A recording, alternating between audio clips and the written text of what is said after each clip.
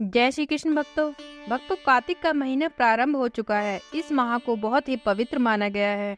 इस माह में ही भगवान विष्णु अपनी योग निद्रा से जाग जाते हैं और सभी तरह के मांगलिक कार्य प्रारंभ हो जाते हैं। इसी कार्तिक मास में दीपावली का महापर्व आता है। पुराणों में कार्तिक मास का महीने का वर्णन मिलता है। इस माह में दीपदान, स्नान, विष्णु पूजा और तुलसी पूजा के साथ ही पौराणिक कथा सुनने का भी बहुत ही खास महत्व होता है। आइए पढ़ते हैं कार्तिक मास की कथा। एक नगर में एक ब्राह्मण दंपत्ति रहते थे। वे दोनों प्रतिदिन 7 कोस दूर गंगा और यमुना नदी में स्नान करने जाते थे। इतनी दूर आने जाने से ब्राह्मण की पत्नी थक जाती थी। एक दिन उसने अपने पति से कहा कि हमारा एक पुत्र होता तो कितना अच्छा रहता। पुत्र की बहू आती तो हमें घर वापस जाने पर खाना बना हुआ मिलता और बहू घर का काम भी कर देती। अपनी पत्नी की बात सुनकर ब्राह्मण ने कहा कि तूने बात सो सही कही है, चल मैं तेरे लिए बहू ला ही देता हूँ। ब्राह्मण ने कहा कि एक पोटली में आटा डालकर कुछ मोहरे रख दे। ब्राह्मण के कहे अनुसार उसने पोटली बांधकर दे दी। पोटली लेकर ब्राह्मण चला गया। ब्राह्मण सफर के दौरान यमुना के किनारे बहुत सी सुंदर लड़कियां दिखाई दी। वे रेत में घर बनाकर खेल रही थीं। उनमें से एक लड़की ने कहा कि मैं अपना घर नहीं बिगाड़ूंगी, मुझे तो रहने के लिए ये घर चाहिए। लड़की की बात सुनकर ब्राह्मण मन ही मन सोचने लगा कि बहू बनाने के लिए यही लड़की उचित है। जब वह लड़की जाने लगी तो ब्राह्मण भी उसके पीछे पीछे उसके घर तक चला गया।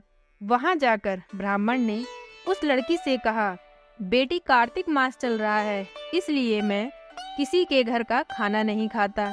मैं अपने साथ आटा लेकर आया हूँ। तुम अपनी माता से पूछो क्या वह मेरे लिए आटा छानकर 4 रोटी बना देंगी। यदि वह मेरा आटा छानकर रोटी बनाएंगी तो ही मैं रोटी खा लूँगा। लड़की ने जाकर अपनी माँ को ये सारी बात बताई। माँ ने कहा, उचित है, जाकर ब्राह्मण देव से कह दो कि वे अपना आटा दें, मैं रोटी बना दूंगी। जब वह आटा छानने लगी तो आटे में से मोहरें निकली। वह सोचने लगी कि जिसके आटे में इतनी मोहरें हैं उसके घर में कितनी मोहरें होंगी। जब ब्राह्मण खाना खाने बैठा तो लड़की की माँ ने उस ब्राह्मण से पूछा, क्या आपका कोई लड़का है और क्या आप उस लड़की की सगाई करने जा रहे हो।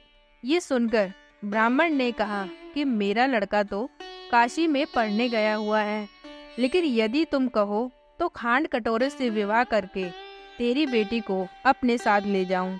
लड़की की माँ ने कहा, ठीक है ब्राह्मण देव। इस पर लड़की की माँ ने लड़की की खांड कटोरे से शादी करके ब्राह्मण के साथ भेज दिया। ब्राह्मण ने घर आकर कहा, रामू की माँ, दरवाजा खोल कर देख, मैं तेरे लिए बहू लेकर आया हूँ। ब्राह्मण की पत्नी भीतर से ही बोली, हमारे तो कोई बेटा बेटी नहीं है, तो बहू कहाँ से आई। दुनिया ताने मारती थी, अब आप भी मारने लगे। ब्राह्मण ने कहा, तू दरवाजा खोल कर तो देख। जब ब्राह्मणी ने दरवाजा खोला तो सामने बहू को खड़ी देखा। उसने बहू का स्वागत किया और आदर सत्कार से अंदर ले गई।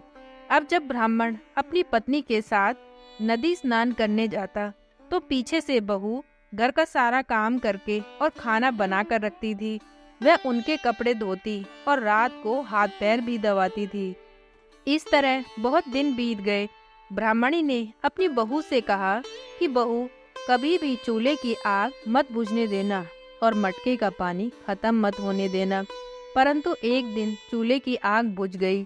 ये देखकर बहू घबरा गई और भागी भागी अपनी पड़ोसन के पास गई और कहा कि मेरे चूल्हे की आग बुझ गई है, मुझे थोड़ी आग चाहिए। मेरे सास ससुर सुबह 5 बजे के गए हुए हैं, वे थके हुए घर आएंगे, इसलिए मुझे उनके लिए खाना बनाना है। ये सुनकर पड़ोसन ने कहा कि तू तो बावली है, तुझे ये दोनों मिलकर पागल बना रहे हैं। इनके कोई पुत्र ही नहीं है, ये निसंतान है। बहू ने कहा, नहीं ऐसा मत बोलो, इनका बेटा तो बनारस काशी में पढ़ने गया हुआ है। इस पर पड़ोसन ने कहा कि ये तुझे झूठ बोलकर लाए हैं, मेरी बात सच मान, इनका कोई बेटा नहीं है। अब बहू पड़ोसन की बातों में आ गई और कहने लगी कि अब आप ही बताओ मैं क्या करूं। पड़ोसन ने कहा कि करना क्या है, जब तुम्हारे सास ससुर आए तो जली हुई रोटियां बना कर देना और बिना नमक की दाल बना कर देना। खीर की कड़छी दाल में और दाल की कड़छी खीर में डाल देना। पड़ोसन ने उसे अच्छे से सिखा पढ़ा दिया। फिर जब उसके सास ससुर घर आए तो उसने ना तो उनका आदर सत्कार किया और ना ही उनके कपड़े धोए। जब उसने सास ससुर को खाना दिया तो सास बोली, बहू आज ये रोटियां जली हुई क्यों हैं और दाल भी अलूनी है। तब बहू ने पलट कर कहा कि एक दिन ऐसा खाना खा लोगे तो कुछ बिगड़ नहीं जाएगा तुम्हारा। सास ससुर को खरी खोटी सुनाकर वह फिर से पड़ोसन के पास गई और बोला कि अब आगे क्या करना है। पड़ोसन ने कहा कि अब तुम सातों कोठों की चाबी मांग लेना। अगले दिन जब भी स्नान करने के लिए जाने लगे तो बहू अड़ गई कि मुझे तो सातों कोठों की चाबी चाहिए। तब ससुर ने कहा कि इसे चाबी दे दो। तब सास ने बहू को चाबी दे दी। सास ससुर के जाने के बाद जब बहू ने दरवाजे खोले तो देखा कि किसी में अन्न भरा है, किसी में धन भरा है और किसी कोठे में बर्तन पड़े हैं। जब उसने सबसे ऊपर का 7वां कोठा खोला तो देखा कि शिवजी, पार्वती माता, गणेश लक्ष्मी माता जी, पीपल पथवारी, कार्तिक के ठाकुर, राई दामोदर, तुलसी जी का बिड़वा, गंगा यमुना और 33 कोटि देवी देवता विराजमान हैं। वहीं पर एक लड़का चंदन की चौकी पर बैठा माला जप रहा है। ये सब देखकर उसने लड़के से पूछा कि तुम कौन हो। तब लड़का बोला कि मैं तेरा पति हूँ, अभी दरवाज़ा बंद कर दे, जब मेरे माता पिता आएंगे तब दरवाज़ा खोलना। ये सब देखकर बहू बहुत खुश हुई और 16 श्रृंगार करके सुंदर वस्त्र पहनकर अपने सास ससुर का इंतजार करने लगी। उसने अपने सास ससुर के लिए अच्छे अच्छे पकवान बनाए। जब उसके सास ससुर घर पर आए तो उसने उनका आदर सत्कार किया और प्रेम पूर्वक खाना खिलाया और हाथ पैर दबाने लगी। पैर दबाते दबाते बहू ने कहा कि माँ, आप इतनी दूर गंगा यमुना स्नान करने के लिए जाती हो तो आप थक जाती हो, इसलिए आप घर पर ही स्नान क्यों नहीं करती हो। ये सुनकर सास कहने लगी कि बेटी, गंगा यमुना घर पर तो नहीं बहती है। तब उसने कहा, हाँ माँ जी, बहती है, चलो मैं आपको दिखाती हूँ। तब बहू ने 7वां कोठा खोल कर दिखाया तो उसमें शिव जी, पार्वती जी, गणेश जी, लक्ष्मी जी, पीपल पथवारी, कार्तिक के ठाकुर, राई दामोदर, तुलसी जी का बिड़वा, गंगा यमुना बह रही थी और 33 कोटि देवी देवता विराजमान थे और वहीं चौकी पर बैठा एक लड़का माला जप रहा है। माँ ने उसे देखकर कहा कि बेटा, तू कौन है। लड़का बोला, माँ, मैं तेरा ही बेटा हूँ। तब ब्रह्माणी ने पूछा कि तू कहाँ से आया है। लड़के ने जवाब दिया, मुझे कार्तिकेय जी ने भेजा है। माँ ने कहा, बेटा, ये संसार कैसे मानेगा कि तू मेरा बेटा है। माँ ने कुछ विद्वान पंडितों से मदद मांगी। पंडितों ने कहा, इस पार बहू बेटा खड़े हो जाए और उस पार माँ खड़ी हो जाए।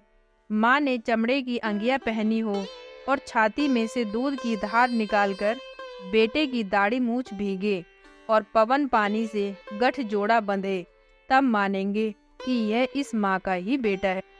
उसने ऐसा ही किया। चमड़े की अंगिया फट गई और छाती में से दूध की धार निकलकर बेटे की दाढ़ी मूछ भीग गई।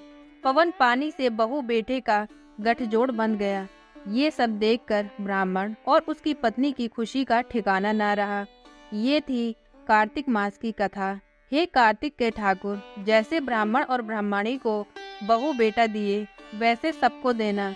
कार्तिक मास की कथा कहने और सुनने और हुंकारा भरने वाले सब पर कृपा करना। तो भक्तों, आज की कार्तिक मास की कथा आपको कैसी लगी प्लीज़ कमेंट करके ज़रूर बताएं और प्लीज़ वीडियो को लाइक करें, चैनल को सब्सक्राइब करें। जय श्री कृष्ण भक्तों।